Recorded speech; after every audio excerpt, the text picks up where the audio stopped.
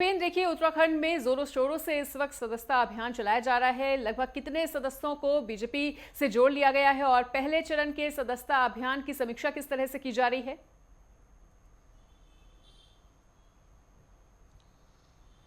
देखिए मनीषा, जिस तरीके से 2 सितंबर से जो सदस्यता अभियान की शुरुआत जिस तरीके से भाजपा की ओर से की गई थी और उसमें जो 25 सितंबर के बीच जो कल जिस तरीके से पहला चरण जिस तरीके से खत्म हो चुका है। और इस पहले चरण की अगर बात की जाए उत्तराखंड की, तो उत्तराखंड में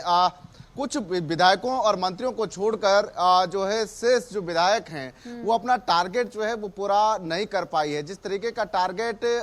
संगठन की ओर से विधायकों को दिया गया था कि इन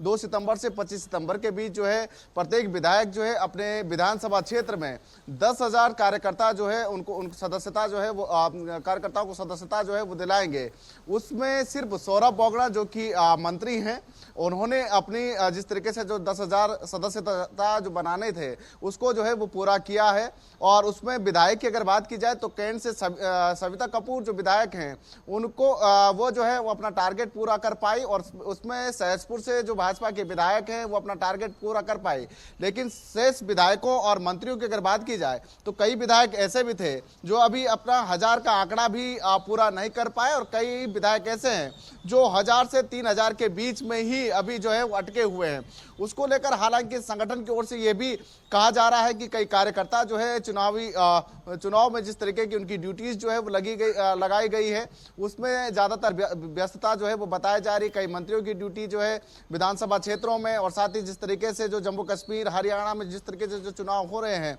उसमें जो है ड्यूटीज जो है जिस तरीके से लगाई गई है उसके कारण जो है ये सदस्यता जो है वो नहीं दी जा रही है। लेकिन उसके बावजूद भी देखा जा रहा है कि कहीं ना कहीं इसको लेकर संगठन पूरी तरीके से नाराज जो है वो दिख रहा है। संगठन का ये कहना है कि इस पूरे जो सदस्यता अभियान के दौरान जिस तरीके से लेड लतीफा जिस तरीके से देखने को मिल रहा है और जो टारगेट विधायकों को और बूथ अध्यक्षकों को जिस तरीके से जो दिया गया था उनमें जो है वो टारगेट पूरा अभी तक विधायक जो है वो नहीं कर पाए। हालांकि सांसदों का आंकड़ा जो है उस तरीके से नहीं आ पाया कि किस तरीके से, क्योंकि सांसदों को भी 15,000 सदस्य जो है वो जोड़ने की जिस तरीके का टारगेट जो दिया गया था। लेकिन विधायकों और मंत्रियों की अगर बात की जाए तो वो पूरी तरीके से फिसड्डी जो है वो सदस्यता अभियान में जो है वो देखने को मिल रहा है। इसको लेकर राजनीति भी उत्तराखंड में जो है वो साफ तौर पर देखने को मिल रही है। कांग्रेस के तमाम जो नेता हैं वो भाजपा पर आरोप लगा रही है कि कोई भी लोग जो है नए सदस्य जो है वो भाजपा में जुड़ना नहीं चाहती हैं, क्योंकि जिस तरीके की स्थिति भाजपा ने प्रदेश भर में की है, जिस तरीके के उनके जो कई सारे मामलों में जिस तरीके से फंसे जो है वो भाजपा से जुड़ना नहीं चाहता। लेकिन दूसरी ओर अगर देखा जाए तो भाजपा अब 2 अक्टूबर से फिर से जो 15 अक्टूबर के बीच सदस्यता अभियान चलाएगा, उसके बाद 16 अक्टूबर से सक्रिय सदस्यता अभियान जिस तरीके से भाजपा का रहेगा वो अब किस तरीके से रहने वाला, इसमें किस तरीके से भूमिका जो है वो रहने वाली है या आने वाले समय में जो है वो देखा जाएगा। लेकिन अगर बात की जाए जिस तरीके से जो विधायक हैं, जो बूथ अध्यक्ष प्रमुख है, वो सदस्यता दिलाने में पूरी तरीके से जो है वो फिसड्डी जो है वो साबित रहे हैं। बिल्कुल उपेंद्र, तो देखिए लगातार हम देख रहे हैं कि उत्तराखंड में जोरों से बीजेपी का सदस्यता अभियान चलाया जा रहा है। फिलहाल आपके साथ संपर्क टूट गया, दोबारा से संपर्क साधने की कोशिश करते हैं। और पहले चरण के सदस्यता अभियान को लेकर लगातार देखिए समीक्षा हो रही है, जिसको लेकर तमाम जानकारी भी हमारे संवाददाता ने जानकारी दी। और एक बार फिर से जुड़ चुके हैं हमारे सहयोगी उपेंद्र सिंह राणा। तो उपेंद्र देखिए अपनी बात को भी पूरा करें, और हम ये भी जानना चाहेंगे कि देखिए लगातार जो उपचुनाव में बीजेपी को एक के बाद एक झटके लगे हैं, लोकसभा इलेक्शन में अन्य राज्यों को बीजेपी के जो झटके लगे हैं, क्या ये सदस्यता अभियान जो है वो एक डैमेज कंट्रोल की तरह काम करने वाला है?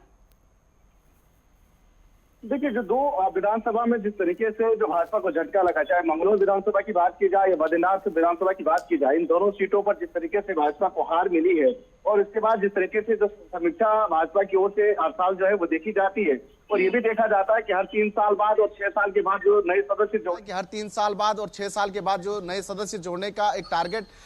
भाजपा जो है वो देखती हुई नजर आती है। तो इस बार जो 6 साल जिन कार्यकर्ताओं को पूरा हो चुका है उनको नए सदस्य के तौर पर जो है वो जोड़ा जा रहा है। तो 6 साल के बाद नए सिरे से सदस्यता जो है वो जोड़ा जाता है। तो इसी तरीके से जो है काम इस पर जो है वो किया जा रहा है। और सबसे बड़ा फोकस सरकार जिस तरीके से भाजपा का केदारनाथ विधानसभा पर है, क्योंकि वहां पर उपचुनाव होना है और उसको लेकर जिस तरीके की पर्यवेक्षकों पर्यवेक्षकों की, ऑब्जर्वर की ड्यूटीज जिस तरीके से वहां पर मंत्रियों की वहां पर लगाई गई है, वहां पर देखा जा रहा है कि किस तरीके से जो है केदारनाथ विधानसभा को जो है वो जीता जाए, उस पर पूरा फोकस जो है वो भाजपा का रहने वाला है। तो ये कहीं ना कहीं एक डैमेज कंट्रोल अगर देखा जाए तो जिस तरीके की स्थिति इन 3-4 महीनों में जिस तरीके से देखा गया है कि भाजपा के तमाम जो कार्यकर्ता जिस तरीके से कई सारे मामलों में फंसते हुए नजर आए, कई जगहों पर उस पर कानूनी कार्रवाई भी कार्यकर्ताओं पर हुई है, तो ऐसे में ये डैमेज कंट्रोल को देखते हुए वहां पर नए सदस्यों को जो है वो जोड़ा जा रहा है। और बद्रीनाथ सीट की अगर बात की जाए तो जिस तरीके से वहां पर एक ये देखा गया था कि गलत कैंडिडेट को जिस तरीके से भाजपा ने उतारा था, उसके बाद जिस तरीके से हार का सामना भी करना पड़ा, तो इसके बावजूद केदारनाथ में एक नए सिरे से जो है वहां पर समीक्षा की जा रही है कि किस तरीके से नए कार्यकर्ताओं को जो वहां पर जिसका वजूद हो, जो जमीन से जुड़ा हुआ नेता हो, उसको किस तरीके से वहां पर उठाया जाए, किस तरीके से चुनाव वहां पर लड़ा जाए, उसकी भी समीक्षा की जा रही है। और जिस तरीके से जो सदस्यता अभियान चल रही है उसमें यह भी देखा जाएगा कि केदारनाथ विधानसभा में कितने सदस्य जो है वो नए जुड़े हैं, उसकी भी समीक्षा होनी बहुत जरूरी होगी, क्योंकि उससे यह अंदाजा लगाया जा सकता है कि आने वाले जब उपचुनाव होंगे तो उसमें किस तरीके की भूमिका भाजपा की रहने वाली है। साफ तौर पर इस पर भी काफी नजर जो है वो संगठन की रहने वाली है, क्योंकि दूसरी ओर जो है जिस तरीके से हालांकि कांग्रेस की अगर बात की जाए तो लोकसभा चुनाव भले ही हारी हो, लेकिन उपचुनाव से उनको एक थोड़ा सा संजीवनी जरूर कांग्रेस को यहां पर मिली है, तो ऐसे में उनका मनोबल जो है वो थोड़ा सा बढ़ा हुआ है। तो यानी कि कह सकते हैं कि केदारनाथ उपचुनाव में अगर कैंडिडेट अगर कांग्रेस उतारती है तो उनको भी फायदा जो है वो मिल सकता है। तो ऐसे में भाजपा भी फूक फूक कर जो है वो कदम रख रही है, पूरी समीक्षा जो है केदारनाथ उपचुनाव को लेकर जो है वो करती हुई नजर आ रही है। ठीक है उपेंद्र, तो तमाम जानकारी को साझा करने के लिए आपका बहुत बहुत शुक्रिया। और